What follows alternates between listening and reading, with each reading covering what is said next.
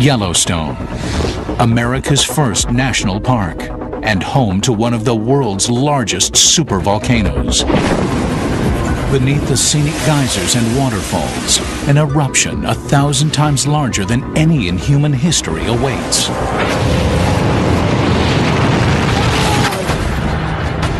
It's happened before. Less than 1 million years ago, it devastated more than half the continent, and it could happen again. There will definitely be additional eruptions in this area. And not just one, but a series of monstrous eruptions. 1 million times more powerful than an atomic bomb. It's absolutely devastating. Everything would be killed. Destroying thousands of square miles of land and countless lives across the Northwest. It'll just be over. It'll be toast. It'll be finished. We go beneath the earth to probe the volcano, reveal for the first time the source of its power, to discover what will happen when the sleeping giant of Yellowstone awakens and becomes a mega disaster.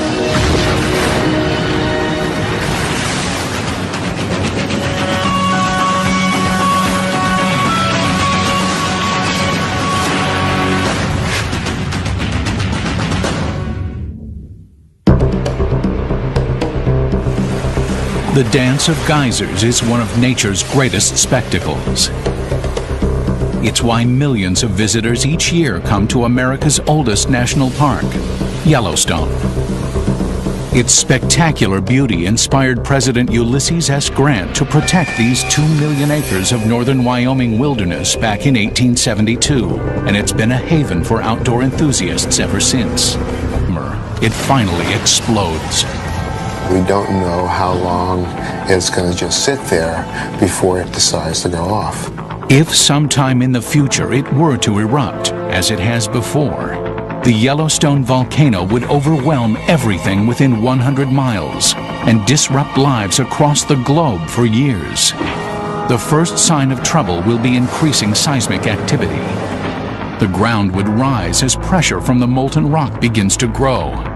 There would be a lot of ground deformation, and then if it was moving up slowly enough, we would actually start seeing large changes in the geyser basins. Finally, the lava would shatter the Earth's surface with an explosion 10 times larger than Mount St. Helens. A hurricane of hot gases would spread out in all directions as the ash cloud reaches 80,000 feet into the air. Already larger than anything man has experienced, this would be just the beginning of a Yellowstone super eruption.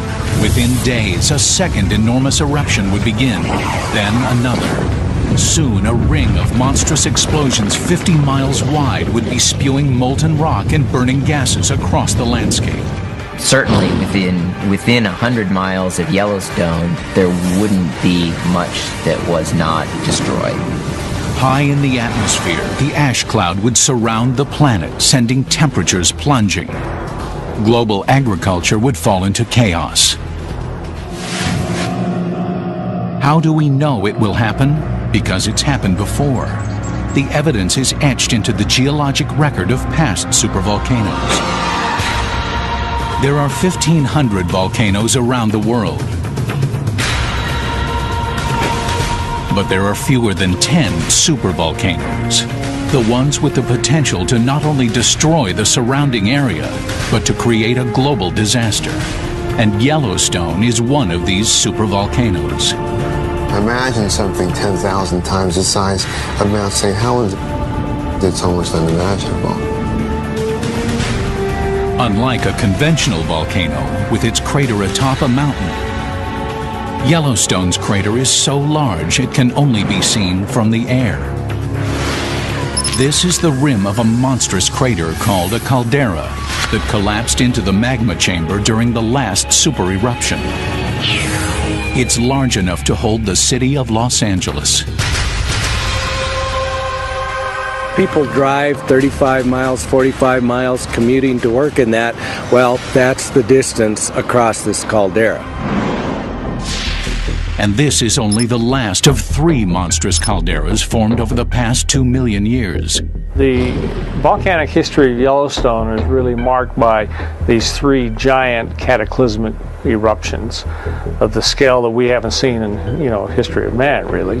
The first eruption vented somewhere around 600 cubic miles of material. And if you took all of that and you spread it out over the state of Texas, you'd have about 12 feet thick of deposits. The second eruption was hundreds of times larger than Mount St. Helens, and it's the smallest of the Yellowstone supereruptions. The most recent one, known as the Lava Creek eruption, occurred 640,000 years ago. At the time, early man had yet to arrive on the scene. Exotic prehistoric animals roamed the North American continent. 5 miles beneath the Earth, however, a magmatic cauldron 3 times the size of New York City was coming to a boil. There would have been hundreds to thousands of earthquakes becoming fairly large, so there'd be a lot of shaking as the hot rock was moving up. 1 million tons of molten rock heated to 1,800 degrees Fahrenheit pressed its way to the surface. Jets of superheated water suddenly burst through the cracks in the Earth's surface, shooting into the air. Hundreds of geysers were erupting over 500 square miles. We get explosions out of the hydrothermal system that put holes in the ground as big as a mile across. So they're big events. But this was just the overture before the main event. After days of increasing earthquake and geyser activity, under mounting pressure from magma and superheated gases, Yellowstone's last super eruption began. Material may have started to leak out of one side, perhaps forming part of the edge of the fracture zone. As you start to decrease the pressure, it starts to then explode. With the power of a hydrogen bomb, a monstrous cloud of searing ash and melted rock shot into the stratosphere at supersonic speeds.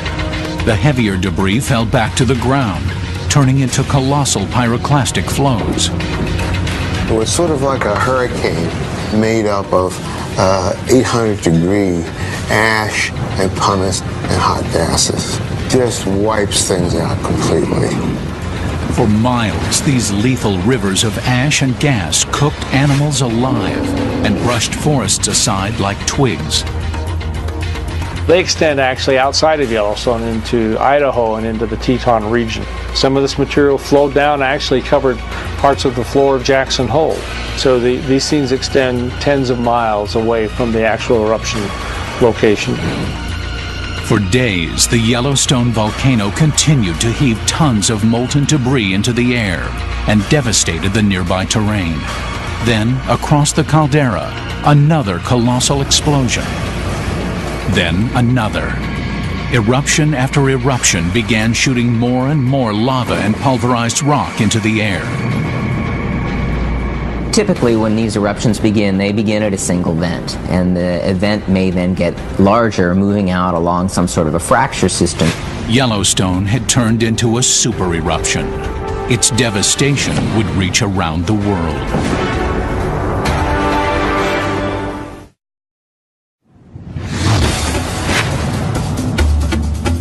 Yellowstone's last super eruption occurred 640,000 years ago.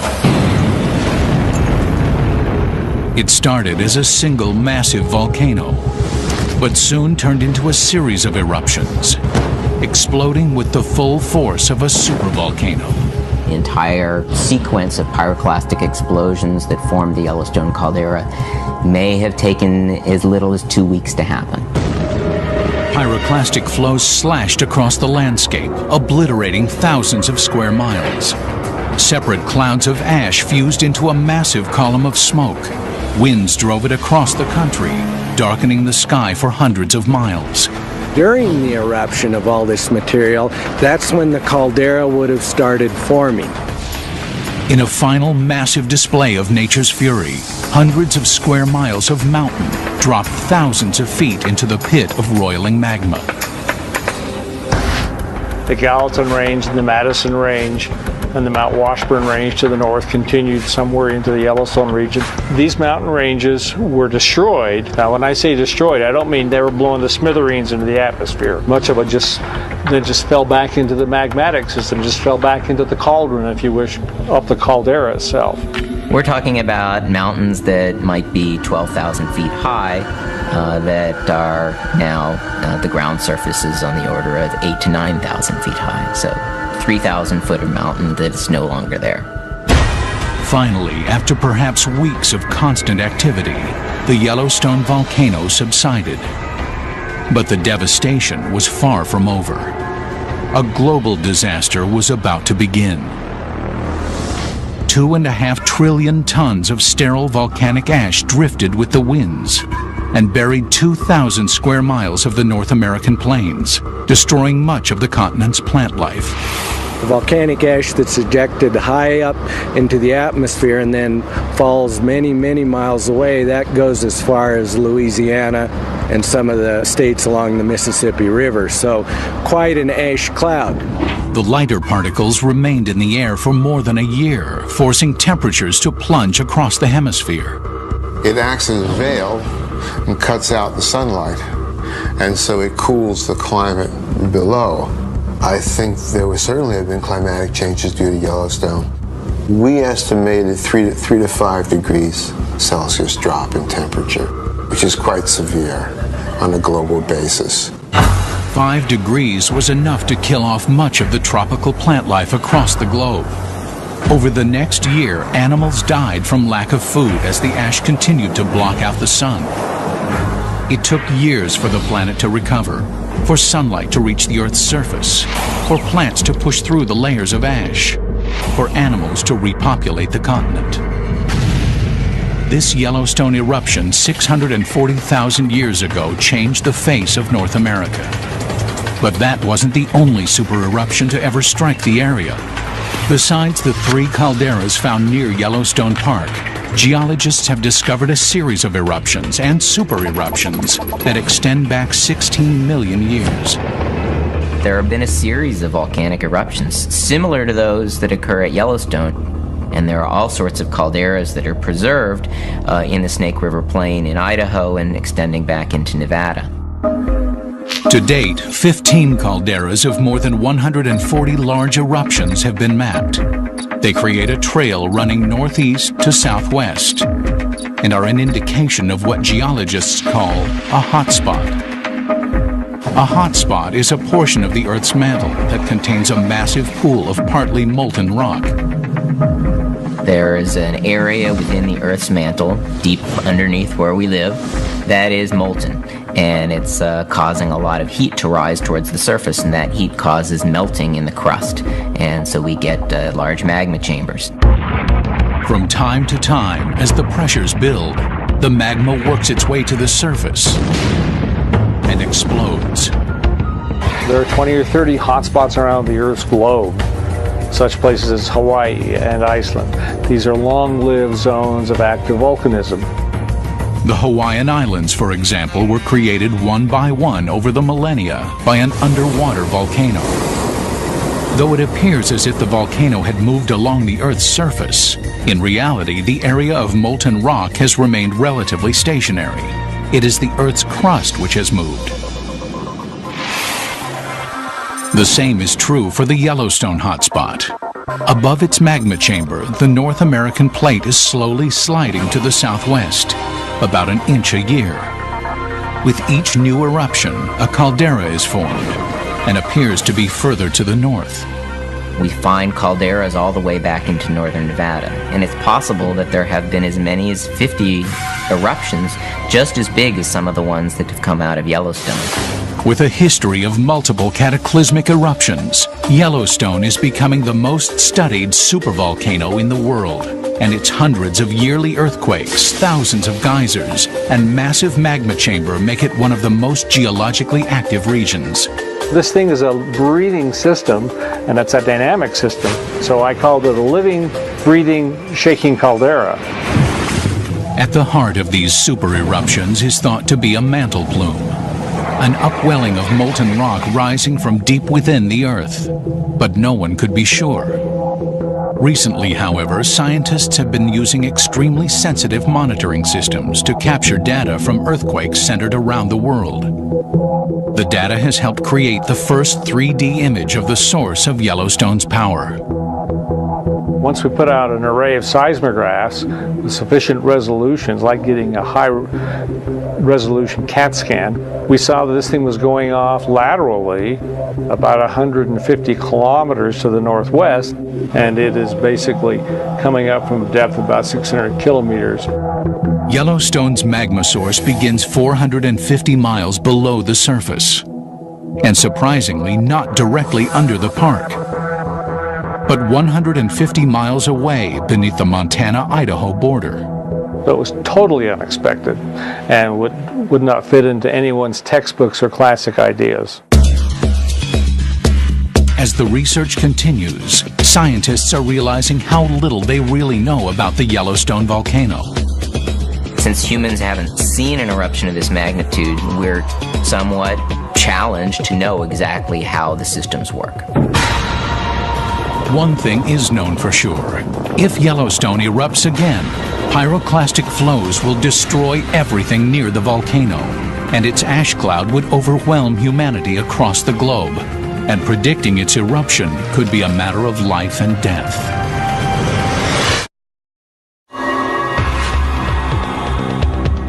Yellowstone. Its dreamlike natural beauty may sometime in the future turn into a nightmare. With little warning, the gigantic volcano could awaken and explode, putting the entire planet at risk. Unlike most disasters, such as tornadoes or hurricanes, which are short-lived and localized, a volcanic supereruption in Yellowstone would have global effects for years. Its impact would be on the scale of an asteroid, large enough to change the way we view our history.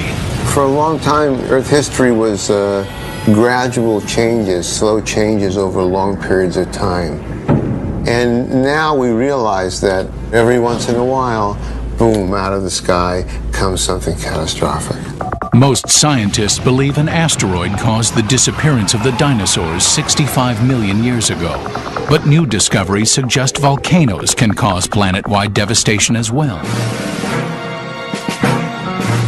One of the early volcanoes fueled by the Yellowstone hotspot left a gruesome graveyard 1,000 miles downwind.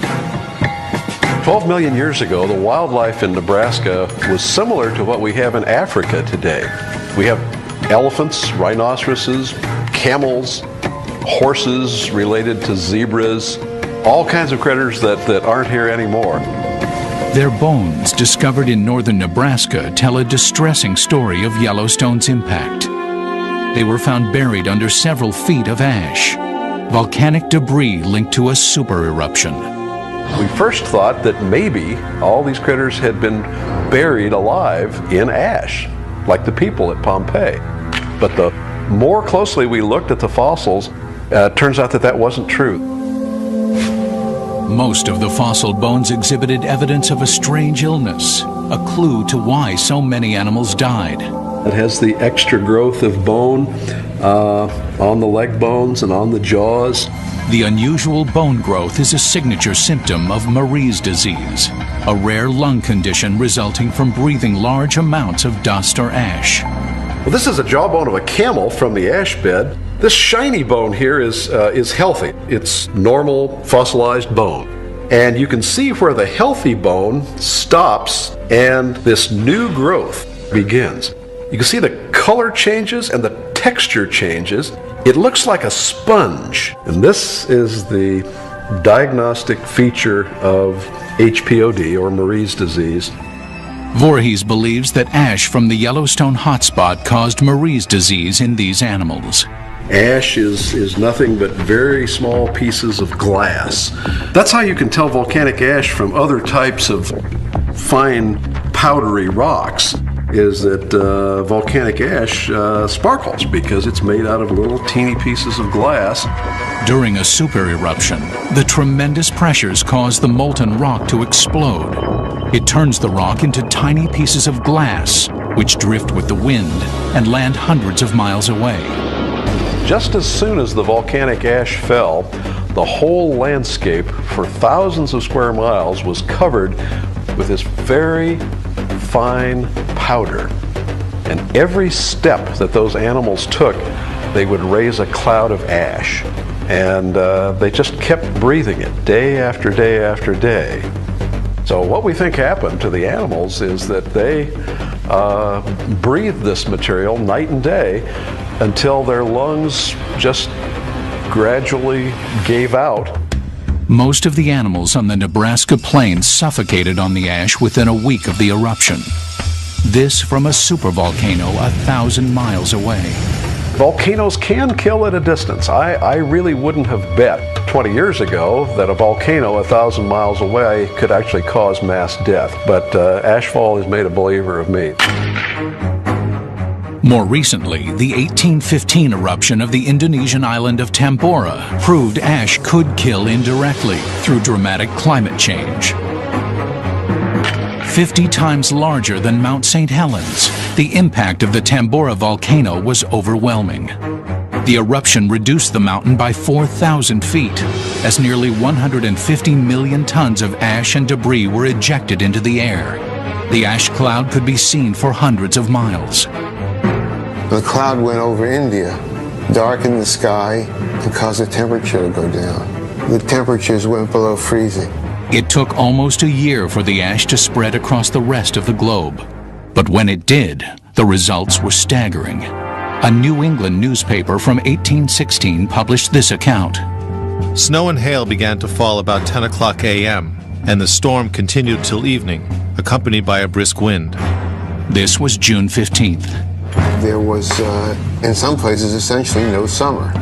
In the eastern United States, there was snow and ice in June, July, August. They replanted the crops died, they replanted them again.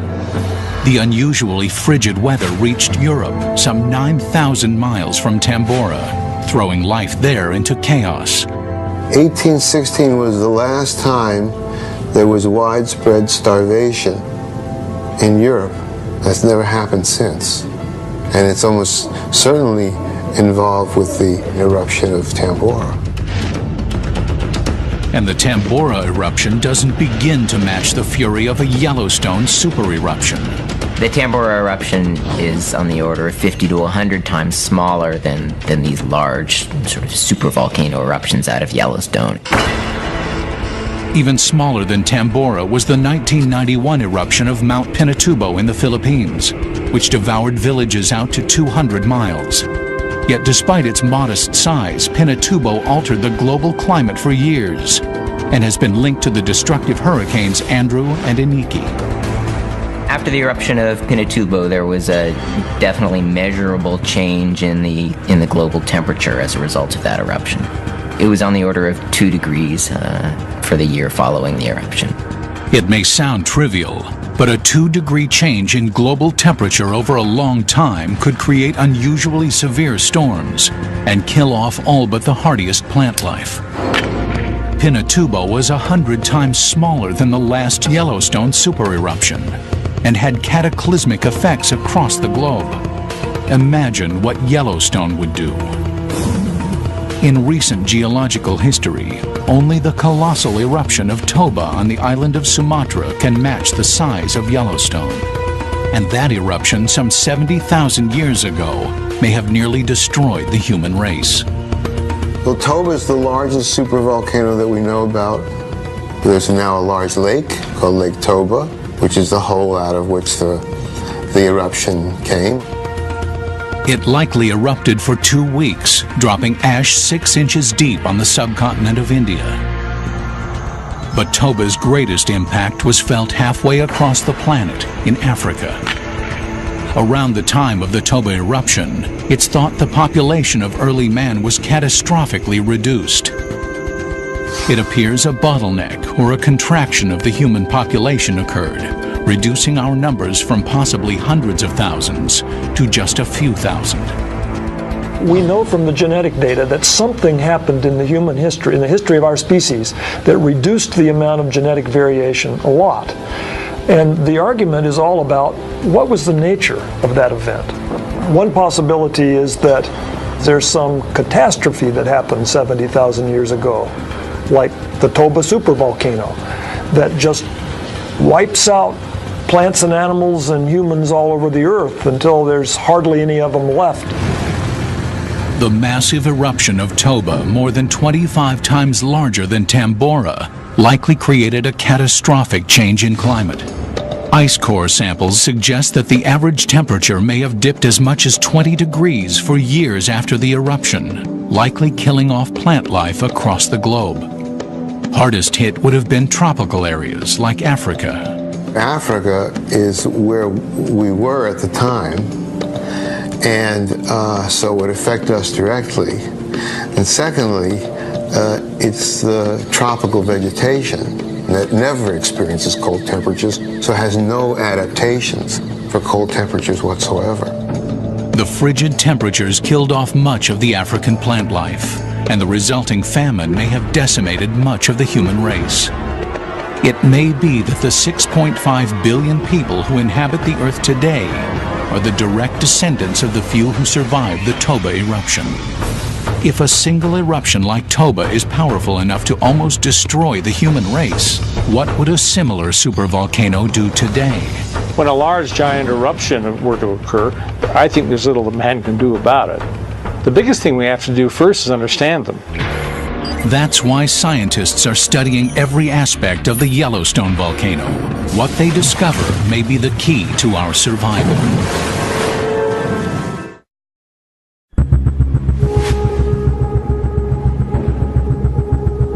For most of us, Yellowstone National Park is one of our greatest natural treasures. But what lies just below the surface could destroy it all. The sense of scale of the catastrophic eruptions for Yellowstone is very hard to grasp. 640,000 years ago, a supervolcano in Yellowstone devastated the region. Today, scientists monitor the ground movement in Yellowstone to determine if and when another super eruption might occur. We don't know exactly what happens before a super eruption takes place and how much time one has before the eruption actually goes off. The rise and fall of the ground, for example, could indicate the movement of magma below, a possible danger sign. These movements cover very short distances over long periods of time. So scientists have placed throughout the park 12 global positioning satellite monitoring stations that can detect ground movements within a quarter of an inch. Geologists have also gained a bird's eye view of the situation. We use satellites in this case to take pictures of the ground as it's moving over time. And so we can compare two different passes of the satellite that are perhaps a year apart and make a map of how much different spots on the ground have moved. With these tools, geologists have been able to document changes in the caldera, its constant rising and falling over time. According to recent satellite data, much of the caldera is being lifted up. What we've seen has been uplifting now at rates of 6 to 8 centimeters per year. Those are very high rates. The most dramatic uplift is just north of Yellowstone Lake, in the area geologists call a resurgent dome. And we have within this caldera these orange areas here. These are resurgent domes. These are areas that are uplifted while the caldera was collapsing and subsiding. Geologists believe that these two areas were lifted up by the magma chamber as the caldera was formed. It's thought that some magma is still inside these domes, holding up these areas. But they couldn't be sure until now. We've seen this model of the Yellowstone magma plume, the tube through which molten rock from the Earth's core reaches the magma chamber sitting on top of the plume. Using similar data, geologists have created this 3D illustration of the magma chamber as it sits below the Yellowstone caldera. This is a three-dimensional image like a CAT scan or an X-ray of the Earth. Is giving us an image of what we think is the magma system that drives Yellowstone. This U-shaped chamber is thought to contain more than 300 cubic miles of partially molten rock. 100 times larger than Pinatubo's magma chamber, and is just 5 miles below the surface. More importantly, the area of the most dramatic uplift spotted by the satellites is directly above a peak of the chamber. This suggests the magma chamber is expanding, pushing up against the Earth's surface at this peak. The other area of striking ground deformation is near the Norris Geyser Basin, the hottest and most unstable thermal basin in the park. Norris Geyser Basin is one of the most dynamic of the hydrothermal areas at Yellowstone. It's always changing. We're always noticing new things that are happening. Just a few years ago, satellite images showed Yellowstone's greatest rise in this area. Recently, however, it's reversed its direction and is now subsiding. It's not actually within the Yellowstone caldera, yet it's one of the highest temperature thermal areas in the park. And it is possible that there is some magma extending to the north beneath that region. The source of the basin's volatility could be magma, or another key component to volcanic activity, earthquakes. The earthquakes are essentially the heartbeat of the system. They are an integral part of the active, if you wish, mountain building and volcanism of Yellowstone. Like smoke and fire, volcanoes and earthquakes go hand in hand. The pressure from the magma, which can explode into a volcano, also forces the ground to shift, causing earthquakes. They can be the telltale signs of an impending eruption. The two main precursors to a volcanic eruption, seismicity and ground deformation, are very carefully monitored in Yellowstone. In this computer model, each red dot represents an earthquake. Typically, hundreds of earthquakes are detected across the park each year. In recent years, the greatest earthquake activity has been centered under two areas of the park. Well, you can see we have earthquakes that are concentrated on the north side of Yellowstone, coming down through the park, and then out extending on the east side of the Teton Fault right here. What concerns geologists is when a center of earthquake activity overlaps an area of shifting terrain. At the Norris Geyser Basin, that seems to be what's happening. There are dozens of fault lines at this spot. That's very critical because if magma is starting to move up, we would expect to see a bulging in an area and associated earthquakes as the ground starts to crack. The fear is faults that make up the earthquake zone could crack under pressure from the magma below, releasing an eruption. Geologists are also watching the park's geysers, hot springs, and mud pots, looking for drastic changes in temperatures and chemical content. Anything that might indicate a major movement of magma. At the moment, geologists do not believe an eruption is imminent. But if the water temperatures were to rise, the ground begin to swell, or there were an increase in earthquake activity, another Yellowstone eruption could be building. I think that we are smart enough as geoscientists now that we would probably have weeks to perhaps months of indicators before anything like that would occur. However, predicting the precise timing of an eruption is far from simple. Scientists have been fooled in the past. We've seen it in Yellowstone. There's bulging, there's vibrations, there's increased seismicity. There's all the things one would expect and go, oh, uh-oh, we're in trouble. And then, nothing. Therein lies the problem. All we can do is monitor the volcano, but it may not be enough to predict a possible eruption. Mount St. Helens was the most scrutinized volcano in history, and it exploded before the area could be cleared, killing 56 people. At Yellowstone, despite its remote location, a giant eruption could put thousands of lives at risk. Remember, we have, maybe 100,000 people per night staying in the Yellowstone Teton system in the summer. This is equivalent to a community of a modern U.S. city that are compacted into this zone of potential eruption, so the exposure is rather high. At Yellowstone, we may be on the edge of a precipice, and the question is not if it will erupt, but how and when. Nothing you can do about a volcano. If it's going to go off, it's going to go off. And the effects on civilization are going to be drastic. We may not be able to prevent an eruption, but when the molten rock begins to move up toward the surface, will all the scientific data warn us in time? Now, using historical records, scientific models, and the latest in computer technology, you will witness the devastation that follows when the giant volcano of Yellowstone erupts.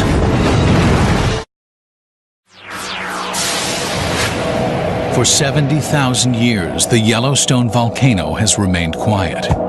But sooner or later, its magma chamber will slowly fill with millions of tons of molten rock. Gas pressures will push up toward the surface, bringing the volcano to the breaking point. This is one of the rules of geology. If it happened in the past, it'll happen again in the future. We know there are going to be super eruptions, and probably one at Yellowstone, and it's going to have catastrophic effects. Now, using computer models and the latest scientific information, you will experience what would happen if the largest volcano in North America were to erupt. When that eruption occurs, there is no doubt whatsoever that parts of the northwest of the United States will be completely and comprehensively devastated. It'll just be over. It'll be toast. It'll be finished.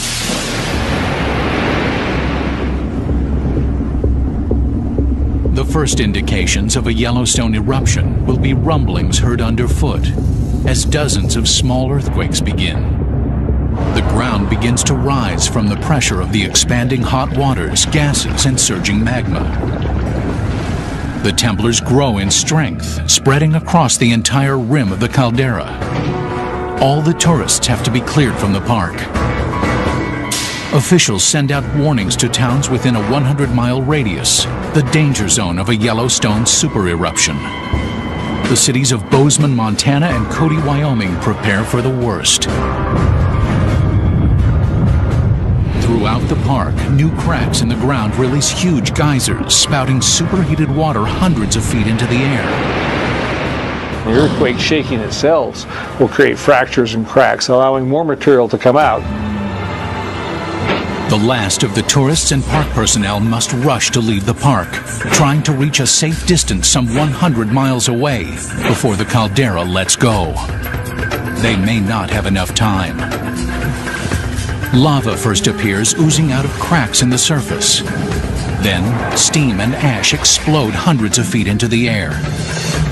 But instead of this relieving the pressure, it pushes the volcano over the edge. The magma contains a lot of gas, and if you're able to depressurize the system rapidly, then the magma will lose its gas explosively and you can have a very, very large eruption. From 5 miles below the surface, molten rock heated to 1,200 degrees bursts into the air. It begins to erupt, and you see these flows coming out sideways, and there's nowhere to go. Like a hurricane of ash, pyroclastic flows rip along the ground at 100 miles per hour. For those who left the park within the past half hour, their luck has run out. 50 miles away, the 30,000 residents of Bozeman, Montana watch in horror as the plume of ash and rock reaches into the sky. If they know anything about Yellowstone's past, they'll know they have little time before their city is devastated. The pyroclastic flows may go out as far as 50 to 100 miles away from the volcano. And so you'd see the pyroclastic flows coming across ridge after ridge after ridge, and then finally hitting where you are. So locally, regionally, it's absolutely devastating. Everything would be killed. The sky begins to darken as the ash cloud obscures the afternoon sun. The material is going to explode, violently to the surface, and the material's coming out at supersonic velocities. And the finer materials go 50, 60, 80,000 feet into the atmosphere. Then a second eruption begins on the other side of the caldera. Then another. It is no longer a simple volcanic eruption. Like it did hundreds of thousands of years ago, Yellowstone builds into the largest eruption known to man. The giant cauldron of magma spews 1 million tons of melted rock thousands of feet into the air as several volcanoes continue to erupt. Wave after wave of burning ash and debris destroy everything in their paths. With so little warning, nearly 400,000 people are at risk.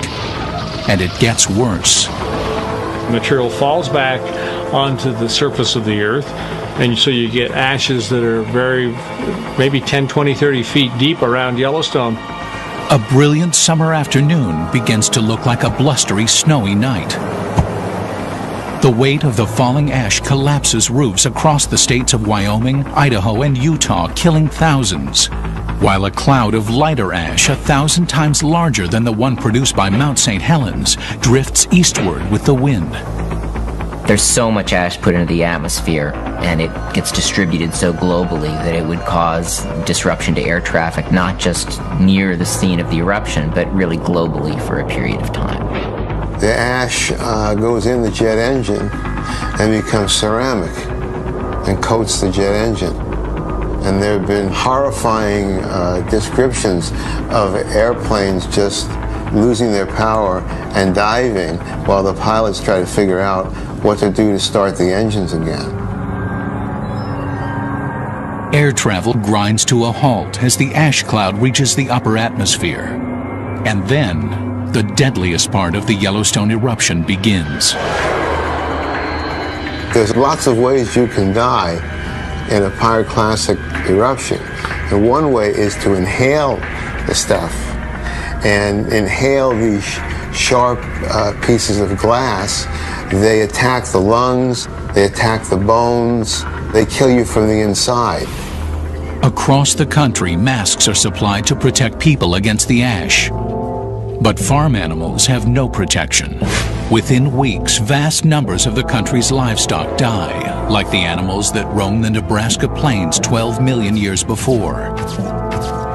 And volcanic ash covers much of the Midwest's farmland. You can't grow anything in that ash. Fresh volcanic ash is sterile, like Mount St. Helens just after the eruption. And so it wipes out the breadbasket of the world, breadbasket of Canada, breadbasket of the United States. And the effects could last for years. Recovery is going to be a long process. So where does food come from in the meantime? I don't know. Millions of people could die from starvation related directly to the ashfall in America's Midwest. Countless more would suffer as the ash cloud drifts across the globe, dramatically changing our climate. It's quite likely that the climatic effects would be much worse than humans have experienced in the last couple hundred years.